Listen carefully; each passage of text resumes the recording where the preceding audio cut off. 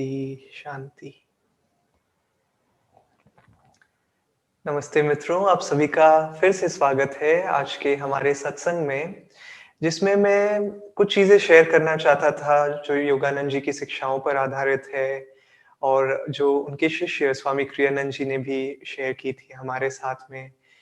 और ये है ईसा मसीह के जीवन के बारे में कि कौन थे ईसा मसीह, कौन थे जीसस क्राइस्ट। उससे पहले मेरे मन में एक कहानी याद आ रही है जो स्वामी क्रियानंद जी एक समय में रमना महर्षि के एक शिष्य से मिले थे जिनका नाम था योगी रामैया या उन्हें श्री रामैया योगी के नाम से भी बुलाया जाता था। और श्री रामयोगी से परमहंस योगानंद जी भी मिले थे और 1933 में जब परमहंस योगानंद जी अमेरिका से इंडिया आए थे 1 साल के लिए, जब उन्हें ये ज्ञात हुआ था कि उनके गुरु श्री युक्तेश्वर शरीर अपना त्यागने वाले थे, वो महासमाधि में जाने वाले थे, तब परमहंस योगानंद जी उस समय 1 साल के लिए इंडिया आए। और उस समय वो कई संतों से मिले, जिनमें से कुछ थी जैसे आनंदमयी माँ और एक और संत थे, वो थे श्री रामयोगी। और श्री रामयोगी के बारे में परमहंस योगानंद जी का बोलना ये था कि वो इतने महान संत थे कि यदि वो उनके साथ में आधा घंटा और बिता लेते, तो वो अपने आप को इंडिया छोड़ने पे छोड़ नहीं पाते, वापस अमेरिका अपने शिष्यों के पास नहीं जा पाते उस समय। और उनका जो मिशन था उस समय योग की शिक्षाओं को पश्चिमी देशों में बाँटना और सिखाना, वो नहीं हो पाता अगर वो श्री राम योगी के साथ में आधा घंटा और बिता लेते कि वो इतने महान योगी थे। और क्योंकि स्वामी क्रियानंद जी ने उनके बारे में सुना, तो स्वामी क्रियानंद जी जब उन्हें मौका मिला तब वो मिले श्री राम योगी से। और श्री राम योगी ने बोला कि हमेशा हमें ये सवाल अपने आप से पूछना चाहिए कि हम कौन हैं? मैं कौन हूँ? मैं कौन हूँ? और स्वामी क्रियानंद जी ने बोला कि मेरे गुरु की शिक्षाएँ ऐसी नहीं हैं, उन्होंने कुछ और सिखाया था। और फिर जो श्री राम योगी थे, उन्होंने बड़ा ही उचित उत्तर दिया, जो स्वामी क्रियानंद जी ने बोला कि बहुत ही सही जवाब था उनका, जो था कि यदि सभी महान गुरुओं के शिष्य उन्हें पूरी तरह समझ पाते, तो इस विश्व में जो झगड़े होते हैं धर्म के नाम पे, वो कभी ना होते। और इसके साथ में मैं दोस्तों आज का सत्संग प्रारंभ करना चाहता था कि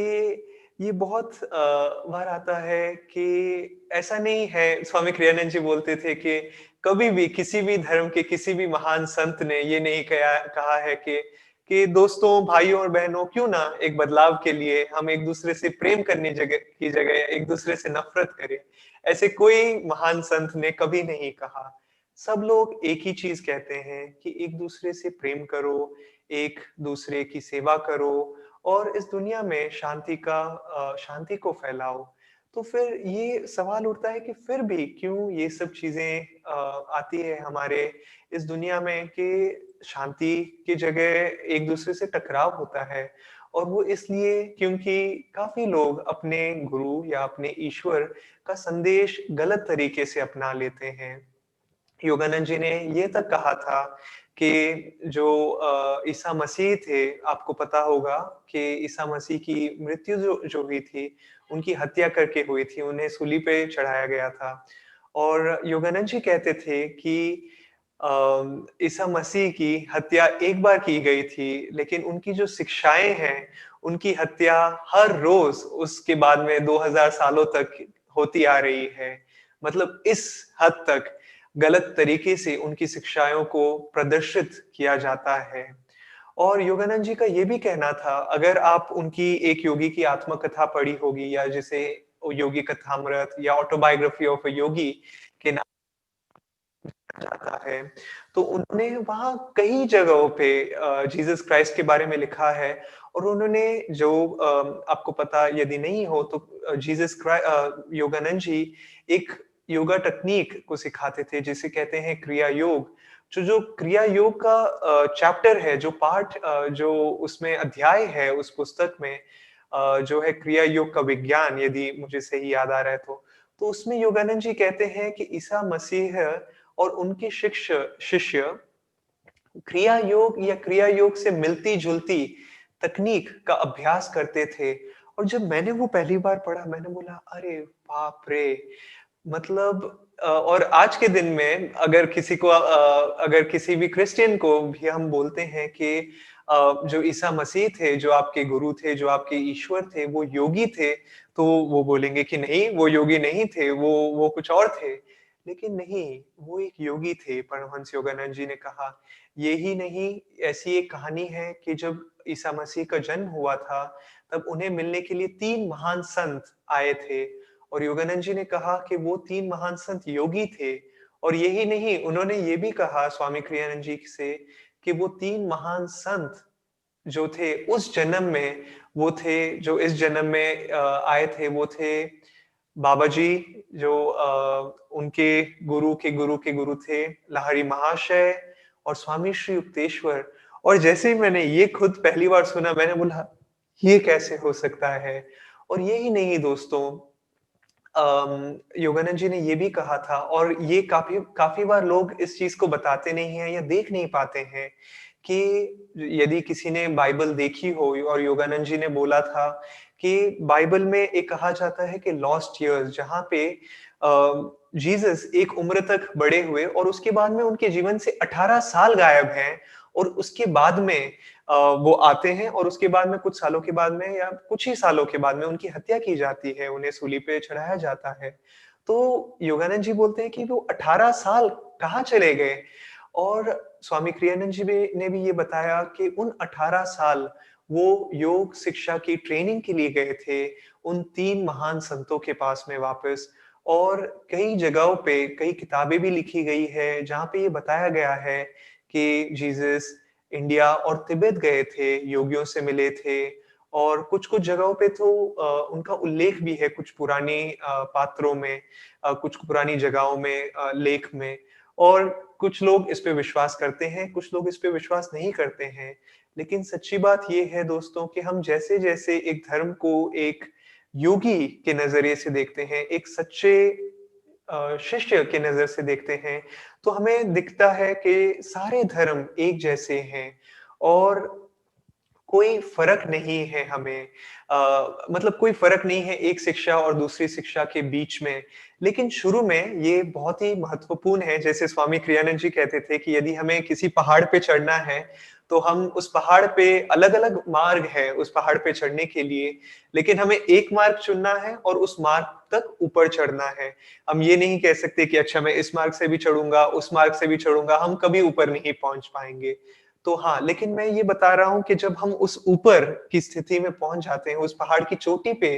पहुँच जाते हैं, जो ये जिन योगियों की बात मैं कर रहा हूँ, जैसे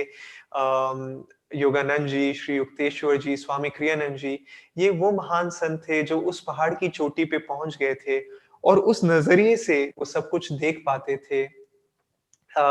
यही नहीं, एक बहुत ही शानदार कहानी है। एक बार ऐसा हुआ था, क्योंकि परमहंस योगानंद जी जो अमेरिका गए थे, उनका अमेरिका जाने का एक बहुत ही बड़ा उद्देश्य ये भी था कि कहा जाता है, और ये हमें योगानंद जी ने कहा था कि बाबा जी, महाअवतार बाबा जी, जिन्हें आप यदि जानते हैं, तो वो अभी भी जीवित हैं, और उनके सामने उस कई सालों पहले जीसस क्राइस्ट प्रकट हुए, और उन्होंने बोला कि मेरे जो शिष्य हैं, वो ठीक है, अच्छा काम कर रहे हैं, लेकिन वो जो योग शिक्षाओं का आंतरिक धर्म है, जो सचमुच हमें ईश्वर से एक करता है, उसे भूल चुके हैं। तो क्यों ना हम ईश्वर के प्रेम में एक महान आत्मा को भेजें, जो इस योग शिक्षा को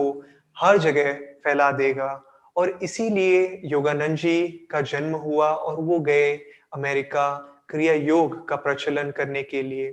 तो ख़ैर, क्रिया योग जब योगानंद जी सत्संग देते थे, क्लासेस देते थे, तो बार-बार वो दिखाते थे कि कैसे भगवान कृष्ण और उनकी गीता में जो गीता है हम पढ़ते हैं, उसमें कई श्लोक जो हैं, उनकी शिक्षाएँ कैसे बाइबल में कई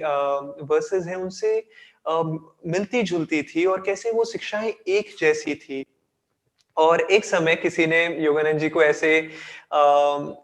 सुना और वो व्यक्ति नास्तिक था और उसने योगानंद जी को एक लेटर लिखा, एक चिट्ठी लिखी और उसने योगानंद जी को वो चिट्ठी लिखी बिना अपना नाम लिखे हुए या अपना पता या अपना कॉन्टैक्ट डिटेल देते हुए उन्होंने बस एक पता लिखा और योगानंद जी को भेज दिया और उस खत में ये लिखा हुआ था कि तुम क्यों ईसा मसीह के बारे में बात करते हो? ऐसे कोई घटना घटित नहीं हुई, ऐसे कोई आदमी पैदा नहीं हुआ, ये सब झूठ है, ये सब एक ढोंग है। और योगानंद जी ने देखा कि किसी का नाम नहीं था, कुछ नहीं था और योगानंद जी ने बोला ठीक है, कोई बात नहीं और एक दिन वो अमेरिका में ही थे, एक लाइब्रेरी में घुसे और जैसे ही लाइब्रेरी में घुसे, उन्हें अंदर से ज्ञात हुआ कि जिन्होंने इस चिट्ठी को भेजा था, वो उधर ही था और वो अंदर से, भीतर से वो महसूस करते-करते एक व्यक्ति के पास बैठे, एक व्यक्ति जो बैठा था उसके पास गए और उसके उससे बोला कि तुमने मुझे क्यों वो चिट्ठी भेजी? और इस व्यक्ति ने बोला कि कौन-सी चिट्ठी के बारे में बात कर रहे हो तुम? और उन्होंने बोला वही चिट्ठी जिसमें तुमने ये बताया था कि ऐसे ईसा मसीह करके कोई नहीं है, जीसस क्राइस्ट कोई नहीं है, उनका कोई जन्म नहीं हुआ, वो एक ढोंग है, ये झूठ है, जो चिट्ठी तुमने ये भेजी थी। तो ये आदमी घबरा गया, ये इसने बोला कि आपको कैसे पता चला कि मैंने चिट्ठी लिखी? मैंने नहीं लिखी, मैंने नहीं लिखी। नहीं, नहीं, आपको कैसे पता चला? और योगानंद जी ने बोला कि मैं तुम्हें बताना चाहता हूँ कि जिस प्रकार मैं तुम्हारे पास मैं तुम्हें ढूँढ पाया हूँ और मुझे पता है कि तुमने वो चिट्ठी लिखी थी। उसी पावर से मैं बता सकता हूँ कि ईसा मसीह पैदा हुए थे और वो एक महान संत थे, महान योगी थे। और दोस्तों कई सारी कहानियाँ हैं, मैं वो कहानियाँ ज़्यादा उनका डिटेल्स में नहीं जाना चाहूँगा अभी, लेकिन बार-बार योगानंद जी ने बताया और स्वामी क्रियानंद जी ने भी बताया कि कैसे और ये बहुत ही दुःखपूर्वक बात है दोस्तों कि हमें काफ़ी बार लोग जो इस क्रिश्चियन धर्म का पालन करते हैं, वो लोगों को कन्वर्ट करने में पीछे जुड़ जाते हैं कि नहीं-नहीं आपको तब तक ईश्वर नहीं मिलेंगे जब तक आप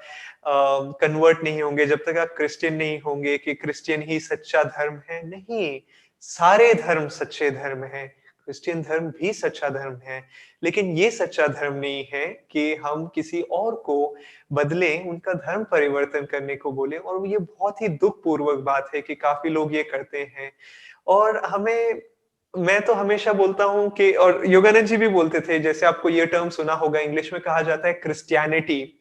तो योगानंद जी बोलते थे अब क्रिस्टियनिटी कहाँ रह गया है, अब तो वो चर्चियनिटी हो गया है कि लोग सिर्फ अपने चर्च पे ध्यान देते हैं कि कैसे लोगों के मेंबर्स को बढ़ाया जाए और ना कि क्राइस्ट जो जीसस क्राइस्ट थे, उनकी शिक्षाओं पे कौन ध्यान देता है? कोई नहीं ध्यान देता है। और वैसे ही एक बार हुआ कि मैं वापस एक कहानी बोलने वाला हूँ, हालाँकि मैंने बोला मैं ज़्यादा कहानियाँ नहीं बोलूँगा, लेकिन ये एक और अच्छी कहानी है कि एक बार योगानंद जी ट्रेन में जा रहे थे और उन्होंने अपने स्वामी के कपड़े पहने हुए थे, जैसे जो गेरुआ रंग होता है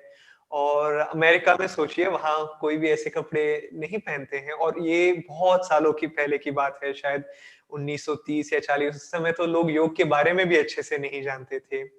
और उस समय एक आदमी जो एक फंडामेंटलिस्ट क्रिश्चियन था, जो मतलब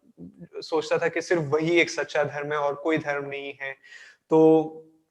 ये योगानंद जी के पास में बड़े क्रोध से गया और ट्रेन में ये बात हो रही थी और योगानंद जी को उसने पूछा कि क्या क्या तुम जीसस क्राइस्ट पे विश्वास करते हो? और योगानंद जी ने बोला हाँ, मैं जीसस क्राइस्ट पे विश्वास करता हूँ। क्या तुम ये इस पे विश्वास करते हो कि जीसस क्राइस्ट ही एकमात्र ईश्वर है और उसके अलावा कोई ईश्वर नहीं है? और योगानंद जी ने बोला कि नहीं,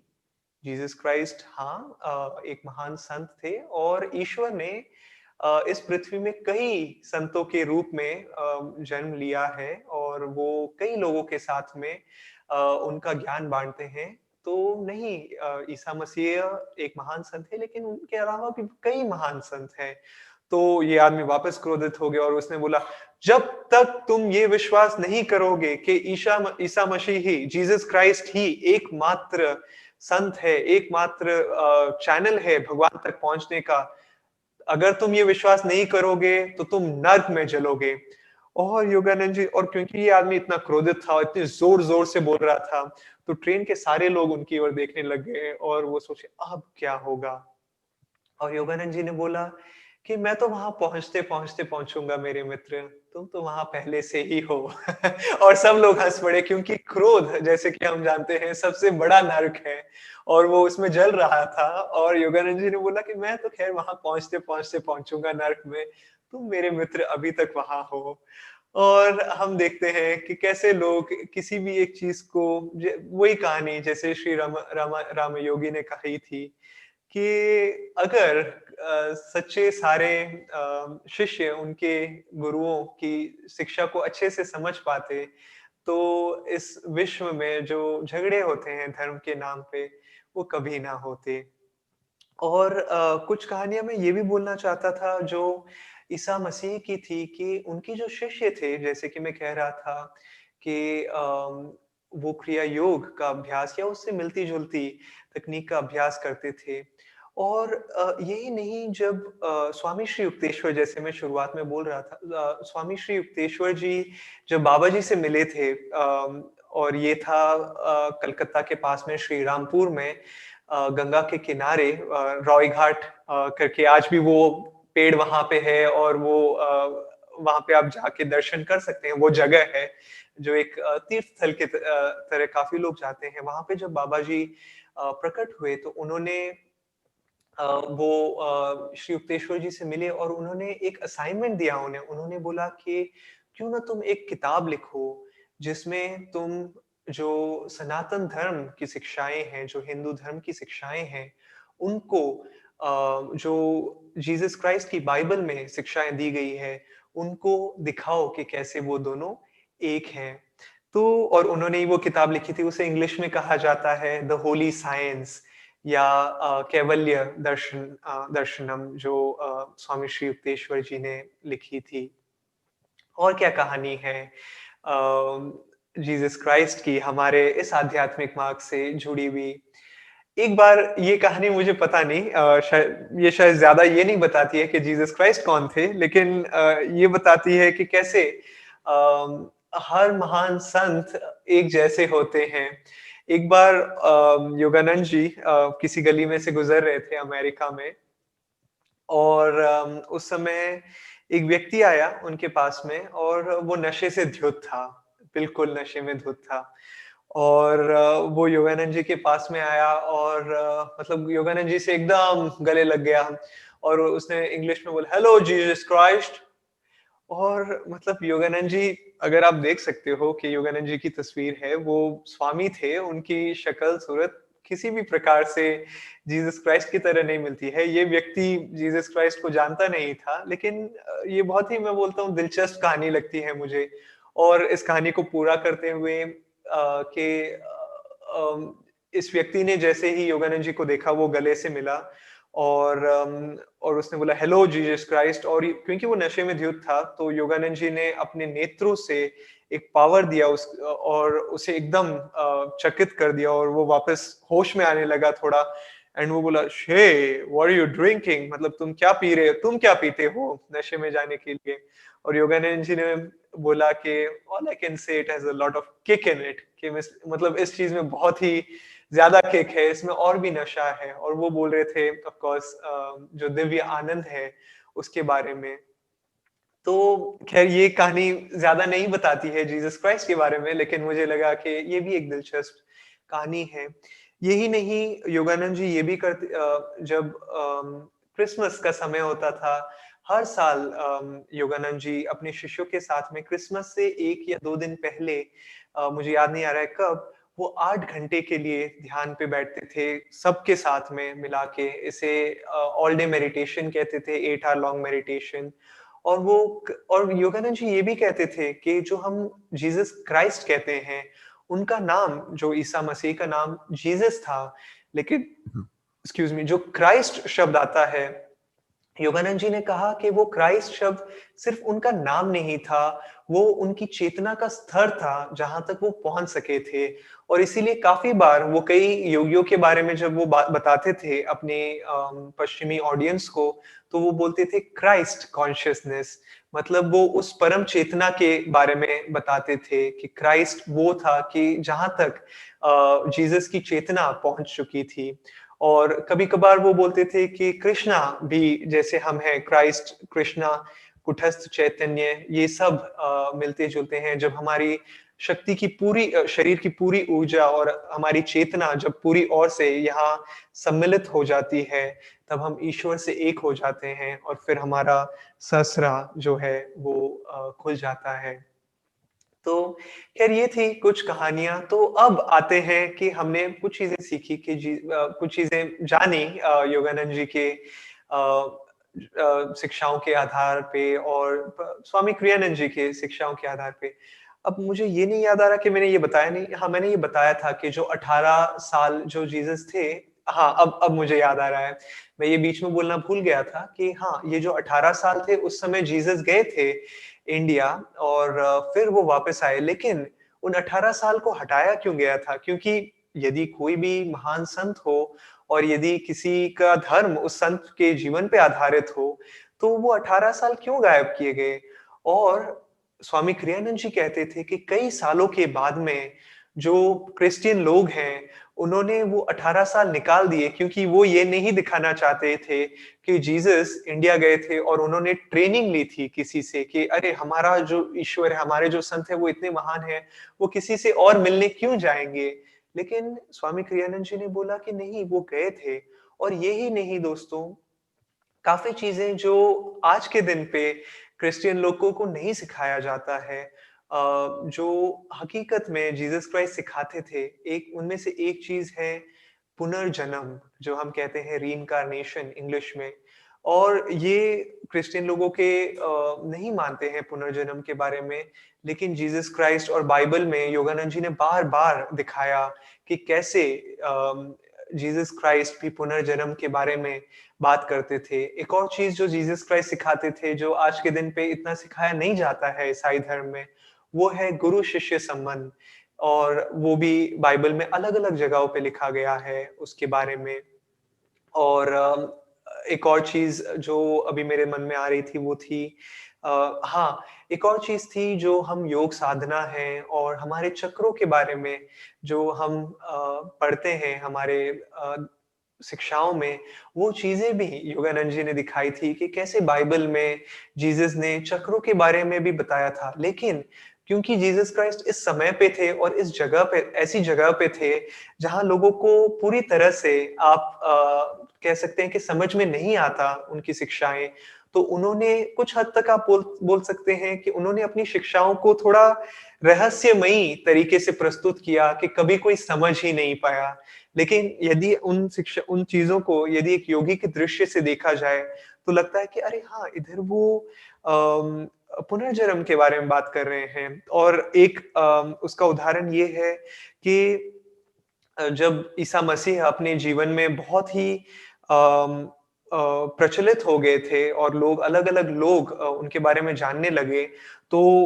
उनके शिष्यों से ये सवाल पूछे जाते थे कि वो कौन है?